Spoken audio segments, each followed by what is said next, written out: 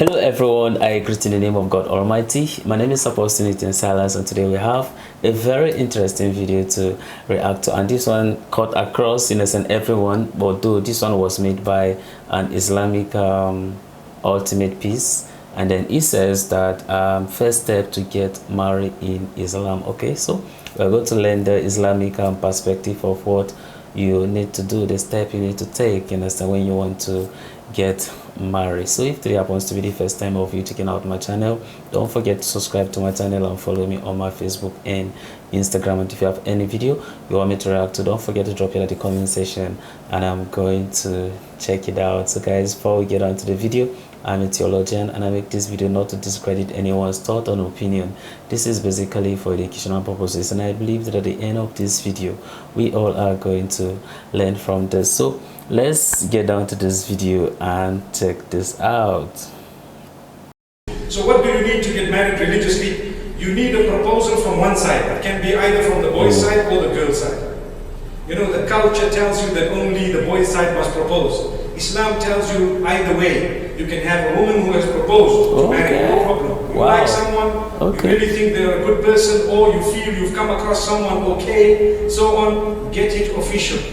You see, for as long as it is unofficial, you could be being used. The minute it is official, then by the will of Allah, you are protected by the Bill of Rights. Allah subhanahu wa ta'ala grants us protection. So there is the proposal that comes from one side, number one. Then there is something known as the qabul. The acceptance comes from the other side. In the interim, between these two, the two can get to know one another properly.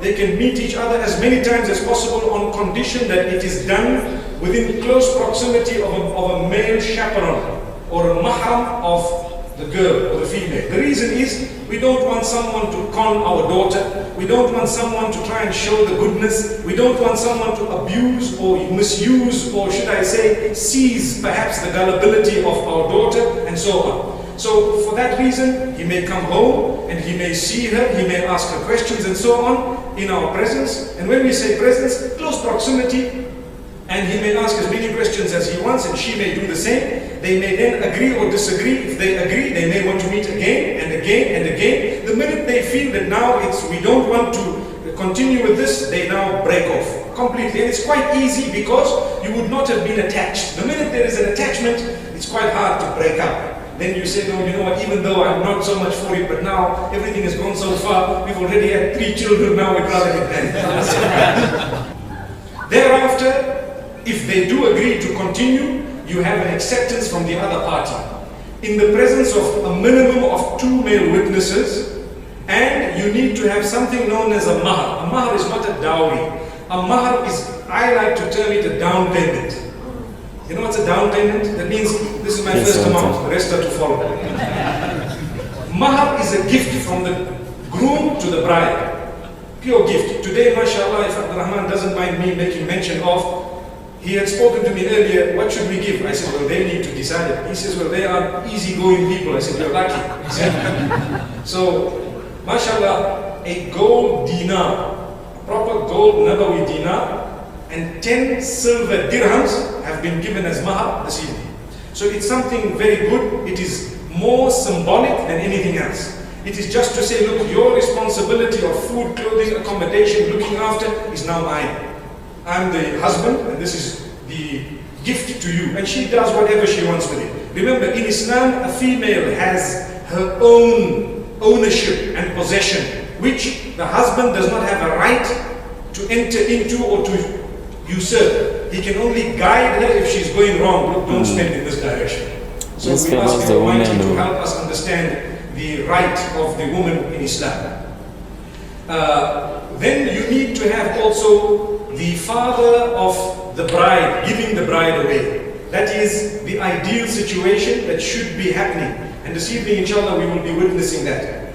So the father will be the guardian and representative at the same time, known as a wali. Wali giving the bride away. If there is a difficulty or an issue with that, then inshallah you can speak to the ulama. Sometimes, you know, people are deceased. Sometimes there is another problem and so on. You speak to the scholars and you try and get an understanding and explanation. Perhaps another person can fit that position.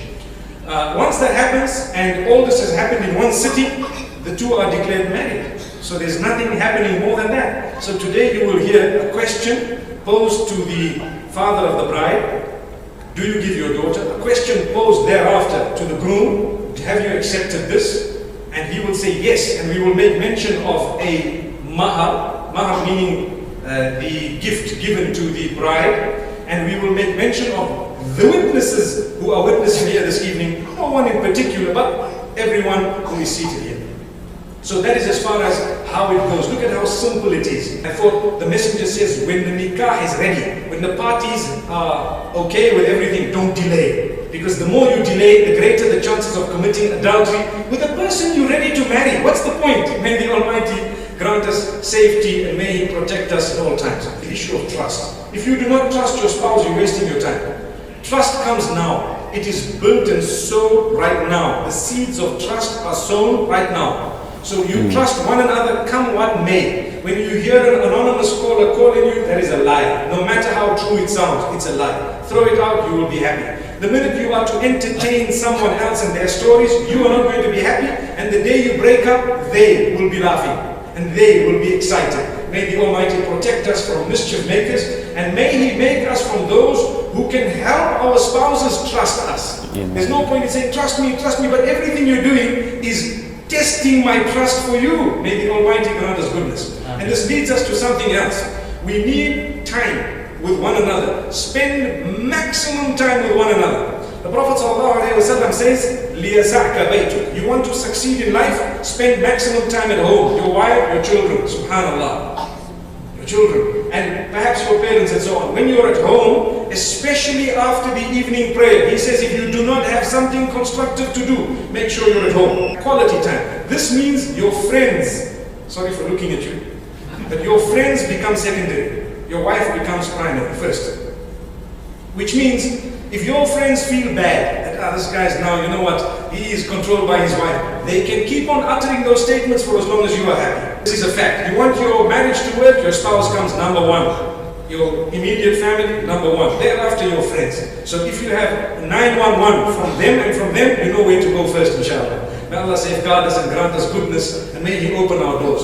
It's something very important. People don't know how to prioritize. You want to go on holiday? Take her with you. You want to get somewhere? Take her with you. And another thing, transparency. Look, they all start with T. We said trust, we said time, now we're talking of transparency. Be transparent as possible. Don't have hidden agendas in the closet. You know, the phone has got 3 locks. Why? First one, in case she gets through. The second one, in case she gets through. The third one, she'll never get through.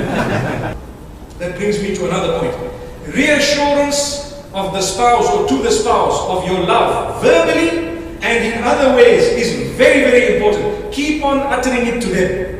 Keep on, every day, in different ways. Look at them, smile at them, and you utter these words of how much you love them. You make a difference. No point in saying, can't you feel it? Come on, what don't I do for you? That's not good enough. As much as you do for them, you still need to utter the words of love for them. And every day, just like you are engaging in an act of worship, you know, you need to tell them how much you love them in various ways. You know, you need to keep on looking at them, staring at them, how beautiful they are, because you don't want them to feel that coming from someone else than yourself. This is why the Prophet, peace be upon him, says, nikah must be in the masjid, open for everybody to attend.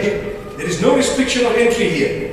Why? Because everyone comes, they can sit and watch, get a reminder, and at the same time they can think to themselves, you know what, I need to resolve my own problems. I need to make myself a person who can learn a lesson from this, go home and say, look, I'm sorry. I'm really, really very sorry. You know, we don't want it like the Imam in the masjid, he said, when you go home, I'm sure you've heard this from me before, you need to make sure you praise the cooking of your wife. She's been working so hard in the kitchen. She's actually been there for so long. And whatever she cooks, when last did you say, wow, what a meal, what a meal. Today I received an email where somebody said, and I'm sure you must have seen it, it's been doing its rounds for a few years. They say the son was watching his father when the mother had burnt the toast. And he came in and he didn't even notice that the toast was burnt. He didn't even notice. He ate it and he said, wow, that was such a lovely meal. And later on, when they were going to sleep, the son goes to the father and says, Dad, do you really like burnt toast?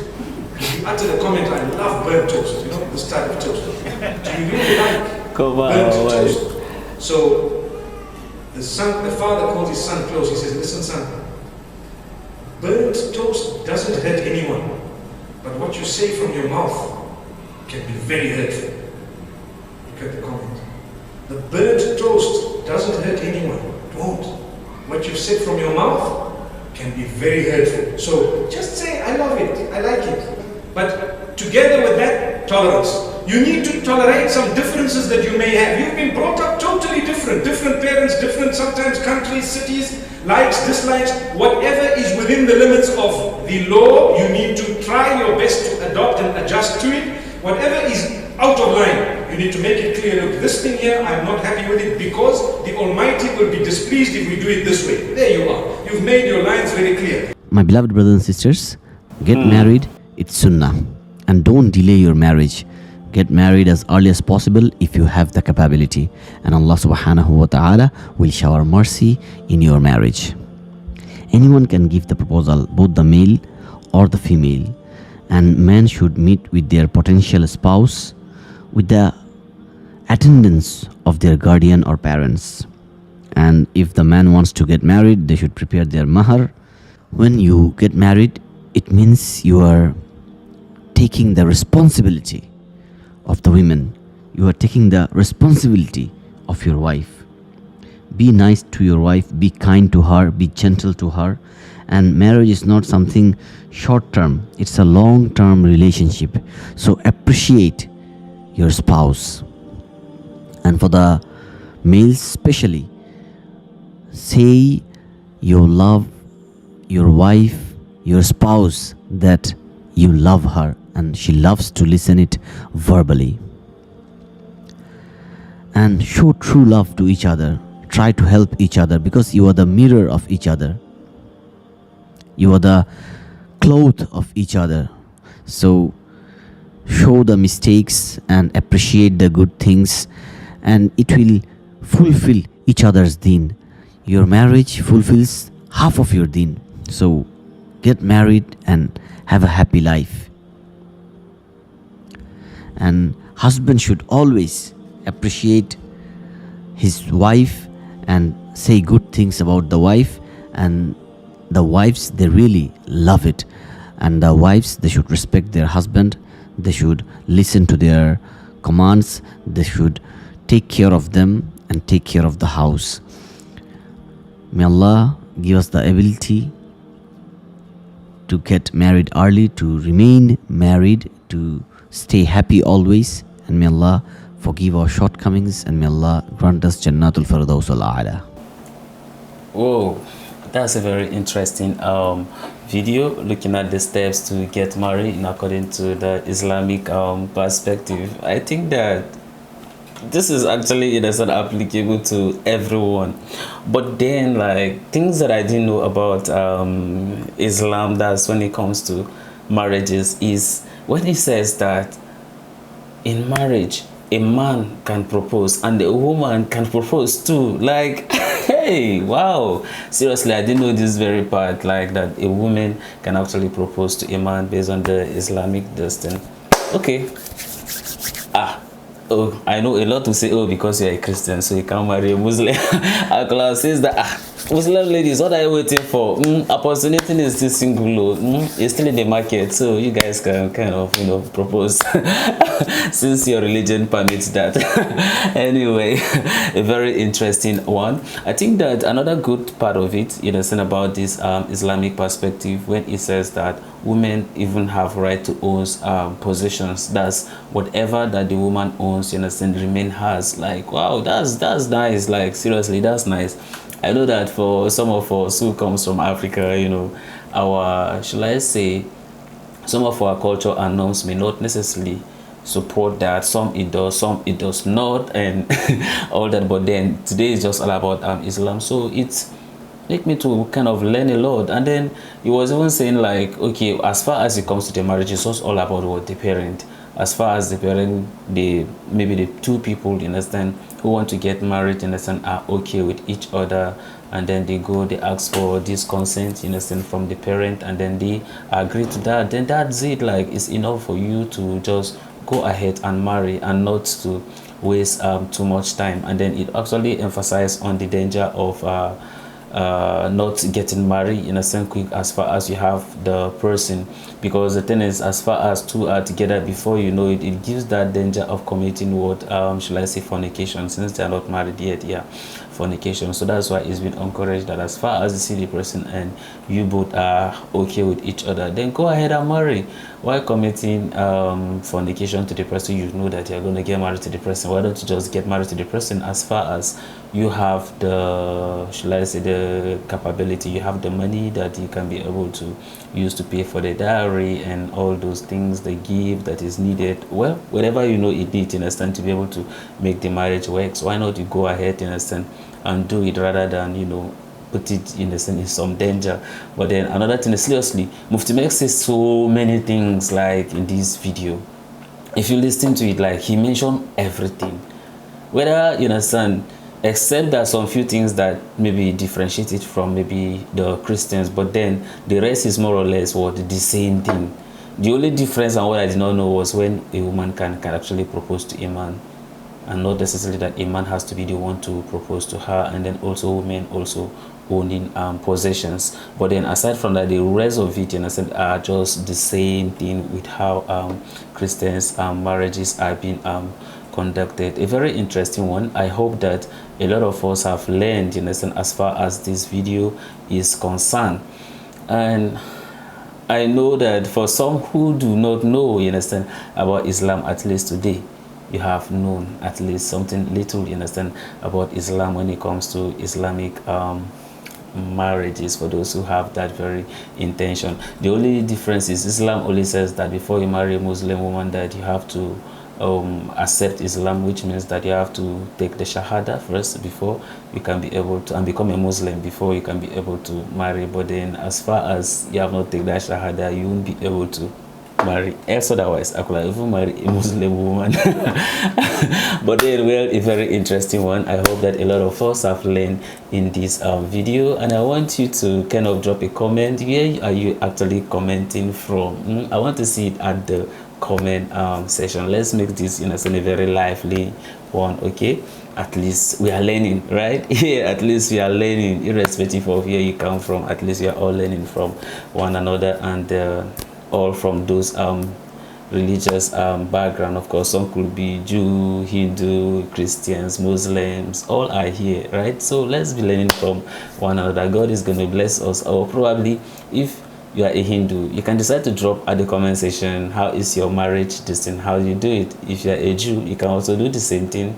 Yeah, for the Christians, we already know, and then the Muslims. So those ones I do not know, or Buddhists. So you just drop it at the comment section. God is going to bless you as you do so. So this is the end of my video. If you like my reaction, you should like, share, and subscribe. If you have any video you want me to react to, don't forget to drop it at the comment section, and I'm going to check it out. So guys, you remain blessed, and I see you in my next video.